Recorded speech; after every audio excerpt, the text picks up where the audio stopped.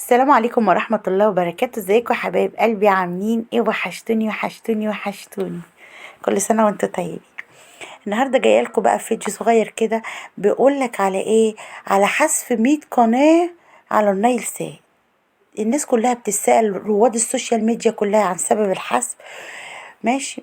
واللي اعتقد ان العيب من الجهاز الريسيفر الخاص بيه او من طبق الدش الخاص بالارسال، ولكن كل ده بلا جدوى. السبب الحقيقي ورا اختفاء هذه القنوات هو بثها محتوى مقرصن من افلام ومسلسلات، وما فيه من انتهاك حقوق الملكية كما هو مبين عندنا. طيب هنعمله ايه؟ العيب مش في الريسيفر يا جماعة، ولا العيب في طبق الدش. القنوات ديت كانت قنوات افلام ومسلسلات ومسرحيات، زي البيت بيتك، زي سينما، زي حبيشة وتتح والاسطورة وسينما واحد وسينما اتنين وستار سينما وستار سينما اتنين وباقة تيوب وباقة ابل وباقة فورجي وباقة بيروت وباقة دريم والتلفزيون وغيرها. ماشي. ومن المتوقع الفترة اللي جاية دي هتنزل قنوات جديدة. تمام.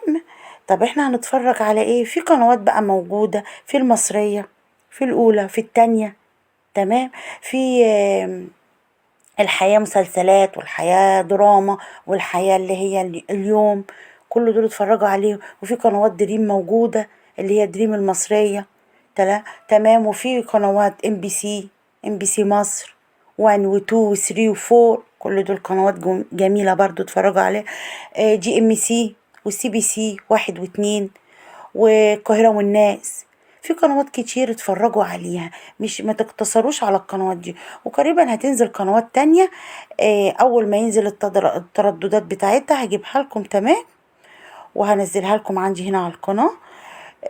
علشان ايه؟ تستمتعوا بمشاهدة التلفزيون. يعني في التلفزيون حوالي زي 90 قناة، والباقي بقى ايه؟ قنوات مش يعني مش مصرية، خليجية.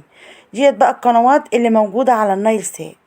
انما الباقي دي مش يعني اللي بيقولك ممكن ترجع، لا لا لا، هي مش هترجع تاني. القنوات دي خلاص عليها ايجارات وعليها مستحقات ما دفعتهاش. فعشان كده هم حذفوها من السوشيال خالص، من التلفزيون.